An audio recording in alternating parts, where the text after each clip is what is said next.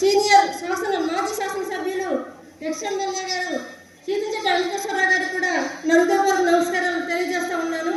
Madam గారు పదే మీరు చెప్పండి అనేసి ఎందుకు చెప్పారంటండి, గతంలో మనము వరదల సమయంలో చాలా ఎన్టీఆర్ ట్రస్ట్ నుంచి ఒక తల్లిలాగా మనకు ఆదుకున్నారు.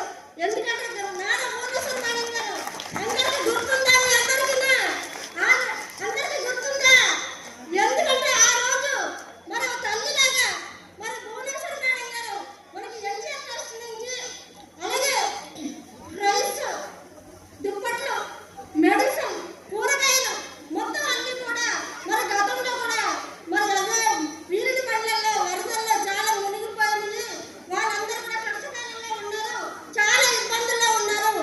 అనేసి మేడం గారు అక్కడి నుంచి మరి ఫోన్ చేసి సీఈఓ గారి ద్వారా మనకు ఎన్నో సౌకర్యాలు అందించినటువంటి మన మేడం గారికి కూడా నేను కృతజ్ఞతలు తెలియజేస్తా ఉన్నాను. మేడం మాకు చాలా సంతోషం.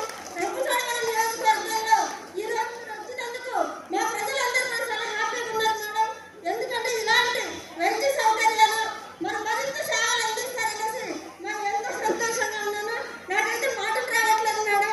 ఎందుకంటే ఏజెన్సీ ఏరియా, లక్షల ఏరియా అయినా అప్పటికి అన్ని పక్కన పెట్టి ఈ రోజు వచ్చారంటే నాకు చాలా హ్యాపీ మేడం.